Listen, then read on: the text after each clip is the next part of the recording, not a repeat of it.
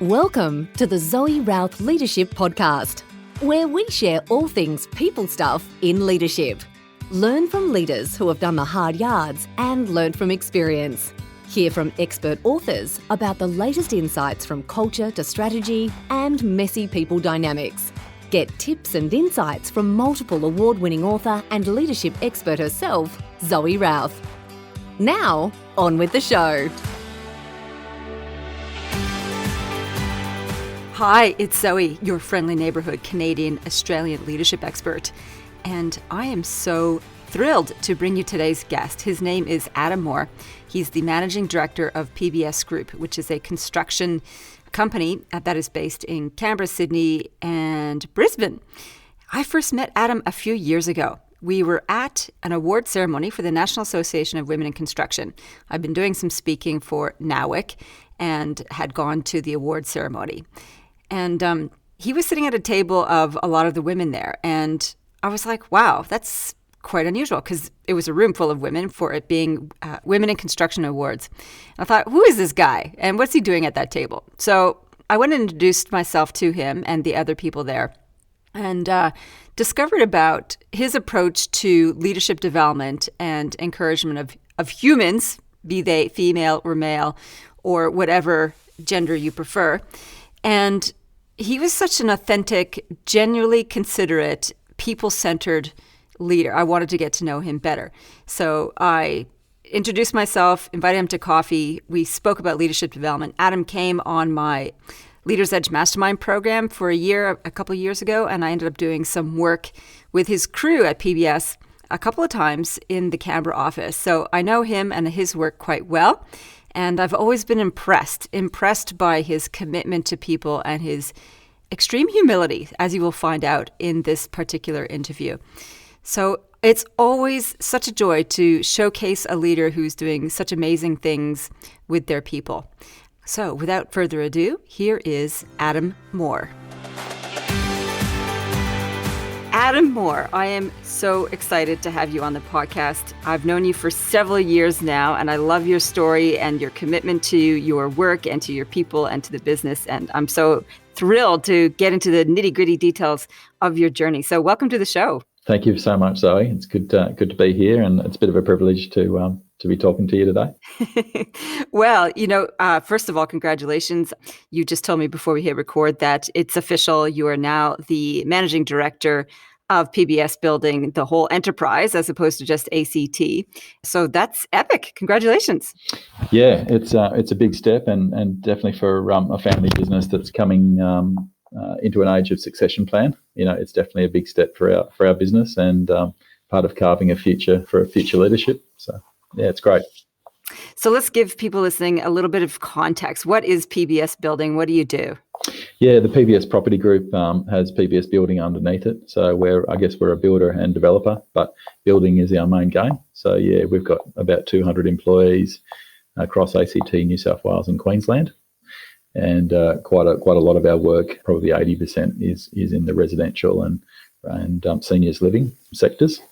So yeah, we work for quite a lot of institutions and large private clients across those three states. That's really cool. Now, I have a question about seniors living, because as I'm getting closer to being considered a senior, I'm curious, what are some significant trends in senior living?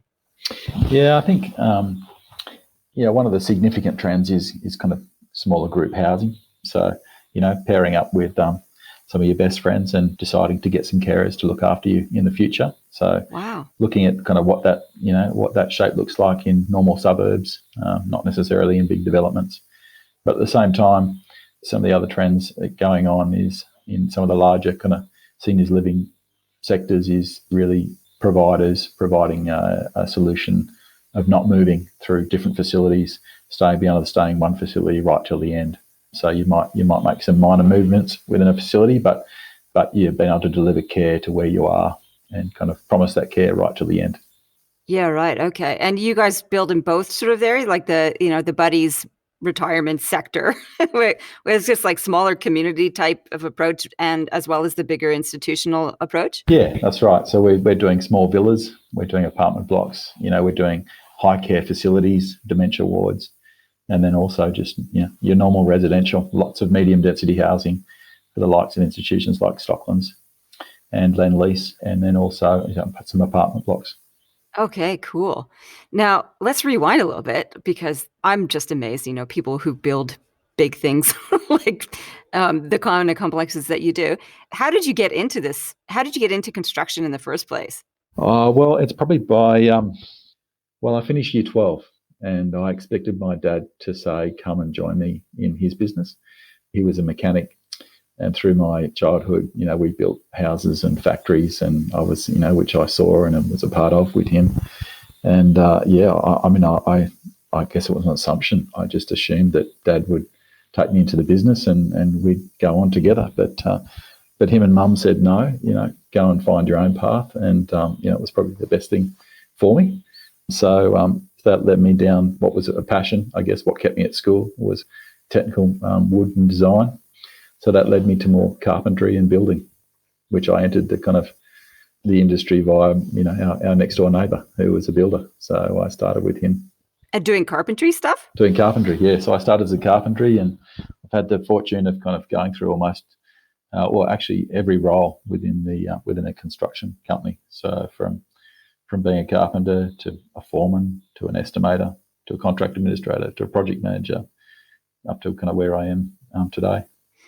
And did you have that, you said you thought you were just going to join dear old Dad and be a mechanic, and then it's like, oh no, I'm into woodworking, and then serendipity puts you with your neighbor. When you started that first carpentry job, did you have a big career trajectory in your own mind, or was it just like, I'm going to do this, and then you got nudged, or did you get nudged, or did you nudge yourself into a more senior role? Yeah, I mean, it's interesting, isn't it? The answer is no. I didn't have a sense of career trajectory. And what happened for me is that I became frustrated of not having autonomy or being given responsibility. So, I remember in my second year of working as a carpenter, I remember saying to the boss, just leave me.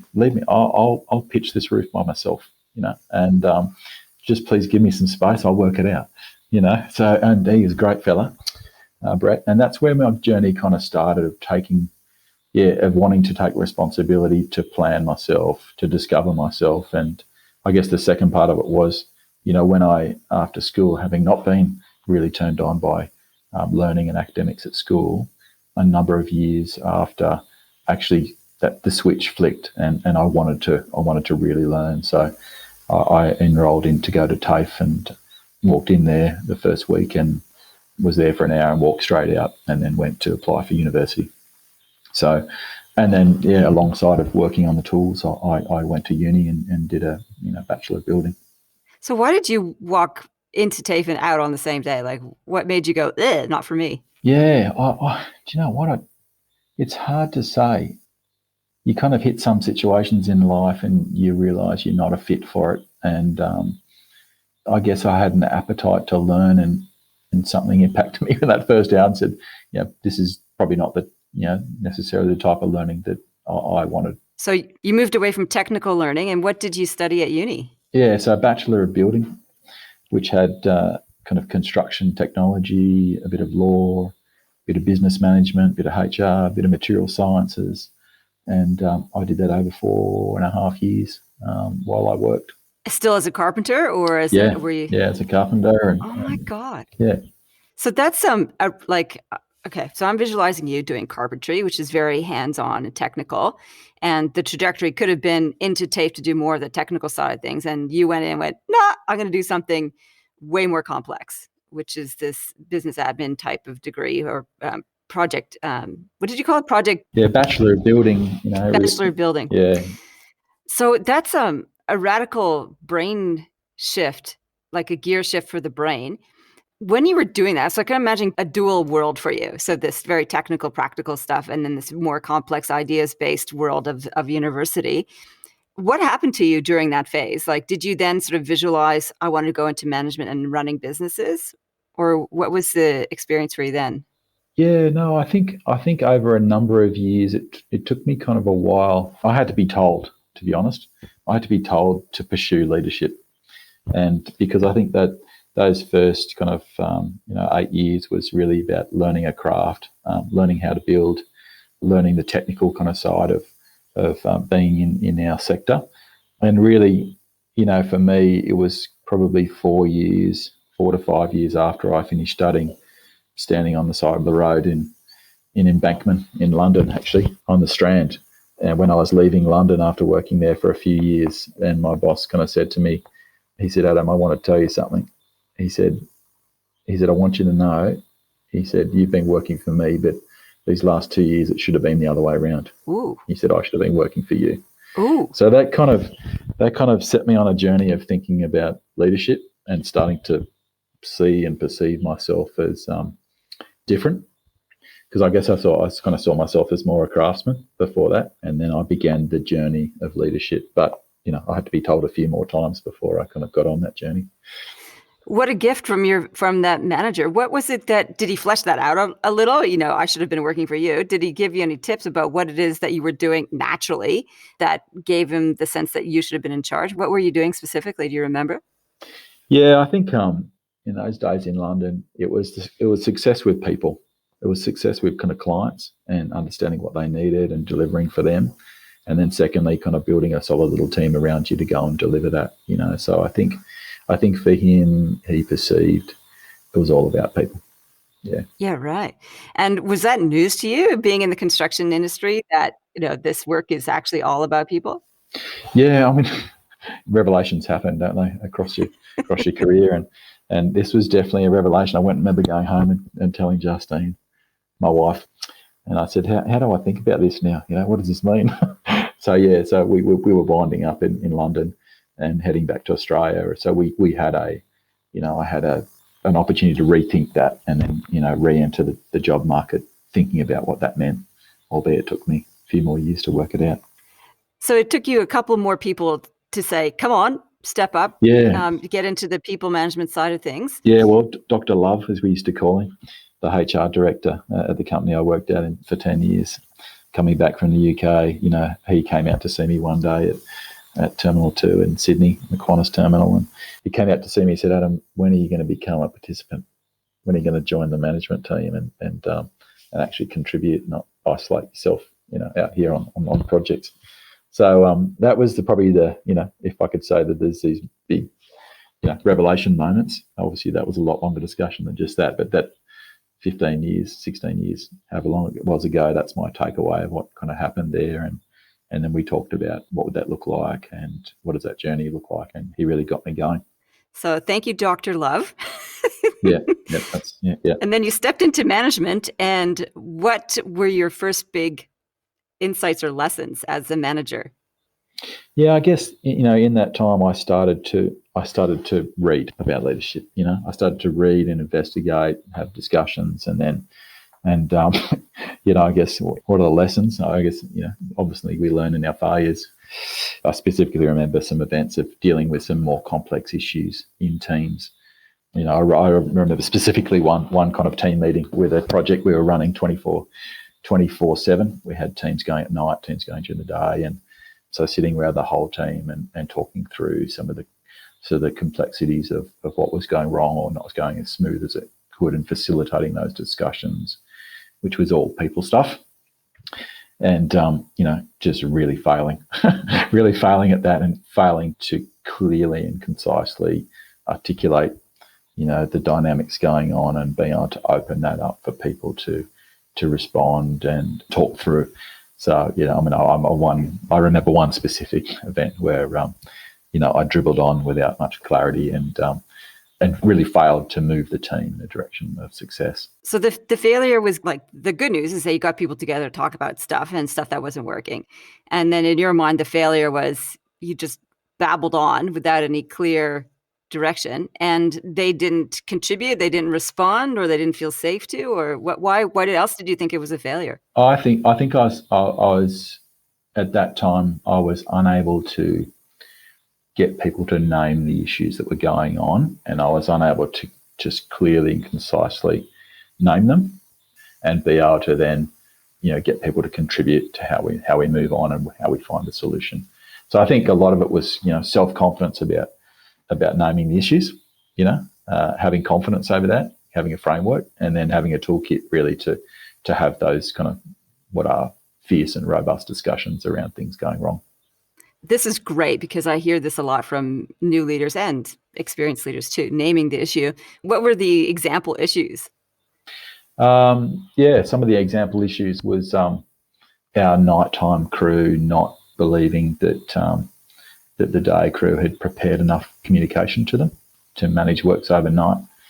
Listen, there was behaviour issues around being respectful and showing unnecessary aggression and anger. There was fatigue involved from long-term night shift. There's complex issues around operating in an airport environment where there's curfews. And so it was a system, a complex system that had to be kind of worked out. And that failure led me to read and pick some tools up. I mean, I was no longer a carpenter. I didn't have a hammer and nail bag and a nail gun. My set of tools had changed rapidly, and now I needed some leadership tools. So those early books, because, I love books. Which are the ones that you remember reading going, oh, that was so helpful? Oh, yeah, there's definitely a few of them. Susan Scott, Fierce Conversations, was probably one of the early ones that had such a huge impact. Yeah, the Leadership Challenge by Coos and Posner, which was just 30 years old now, and up to edition 6. That's been a really good toolkit for me. And then there's the classic Good to Great. It was also a turning moment in my kind of understanding. Yeah. You've worked in lots of big corporate building organizations, and then you moved into PBS, which, as you mentioned earlier, is a family-owned business. So this is a new dynamic for you as a leader? Yeah, I think I haven't had to come into an organization at a senior level before. And, I guess I see myself as an aberration to some degree, coming into an organization as a senior leader. I guess I would love to see an organization and in the future as grow our own leaders, so that it's not someone from outside that's coming up into leadership. And that's definitely our focus at PBS for the future, is how we grow people and see them succeed, and how we see our shareholders hand down their shareholding to those who lead the business is kind of our focus.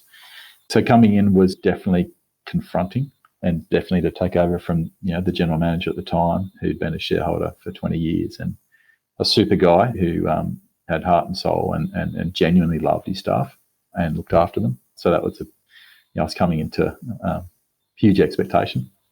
So yeah, huge shoes to fill. You're joining the senior leadership of a family-owned business where it's not just, people have known each other for a long time working together, but they're family members. And so, blood has that strong tie in the business, and you're an outsider effectively. As an outsider, did you feel like you had to work harder to prove your worth and trustworthiness? Or was there issues like that? Or did you slot right in and it was all about differences around strategy? Or where was the confronting aspect of it, apart from trying to fill the big shoes? Oh, listen, one of our employees that I dearly love today, 2 weeks in, she said to me, I just want to be clear that, I didn't choose you. The shareholders might have, but I didn't choose you, and it doesn't mean I have to accept you. Wow, okay. So listen, it wasn't all like that.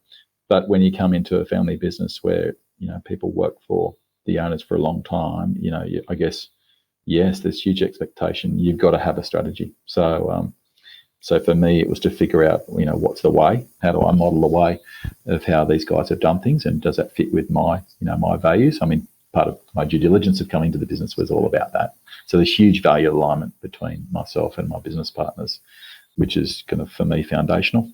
Understanding what the vision is and being able to share that with people straight away. We're on the same bus, heading in the same direction. I guess seeing as not kind of taking over, but really coming in and enabling others to be empowered and to act and continue that journey, not necessarily cut people off at the knees. But, a lot of the work was to get to understand who people are and where their value is, and to be able to I guess in Zoe Roth terminology, show up and connect with them to the degree that you really understand their value and their contribution, and you can genuinely encourage them in that.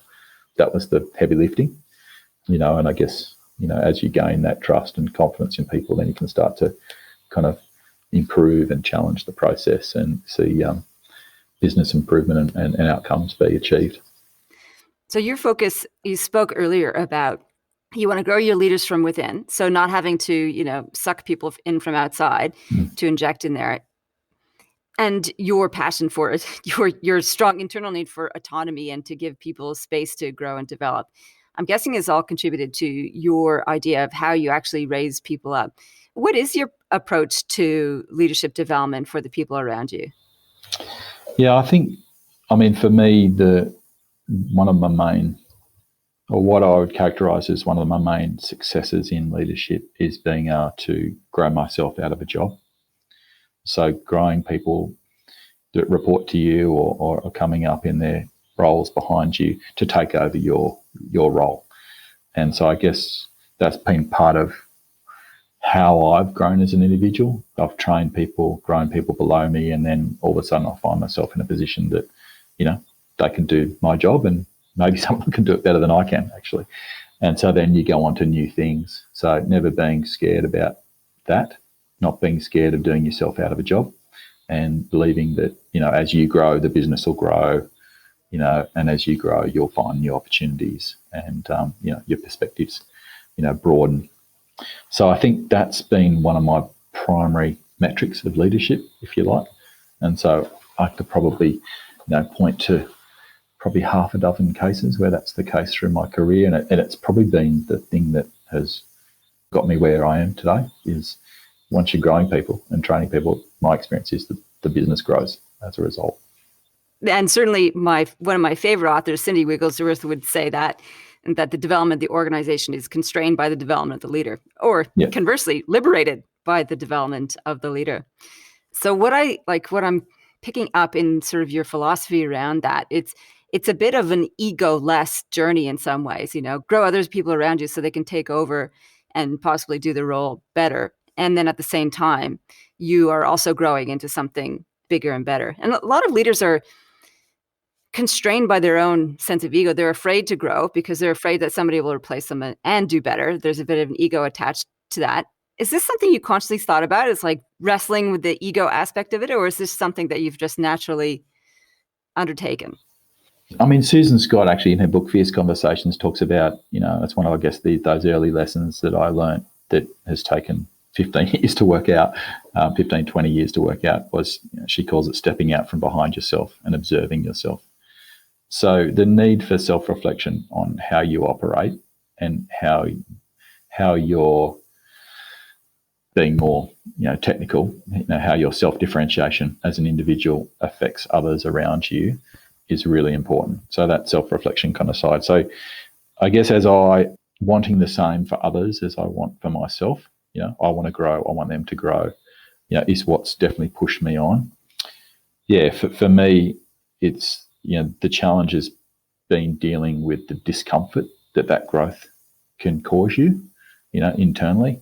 So, I guess, I call it discomfort for the sake of growth, So, early in your career, it's that discomfort of dealing with the hardest thing in your day, getting that over and done with, early in the day. That's an early leadership challenge, as soon as you can, master that. But the challenge, in my kind of role now is figuring out how I encourage or inhibit development or growth in the business, and what I need to do to work on myself or work on the business to kind of achieve, the outcomes that the business partners have agreed together of where we want to head as a business.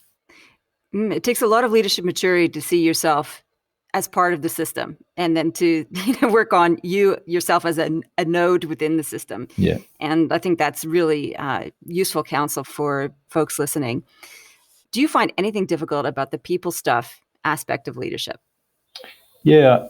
The hard stuff is being decisive about, for me, connecting with people, understanding their value. People are valuable, they're intrinsically valued. And as we identify what they're good at and where they contribute their value, we bring dignity to them.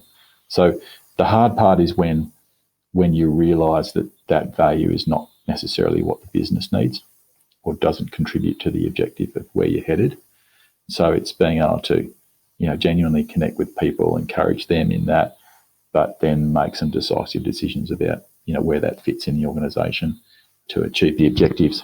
And part of the objective is any organisation is to grow people, right? So it's that misalignment when someone's in the wrong role and being decisive about that and having those conversations. Listen, that's the toughest part of leadership in my book.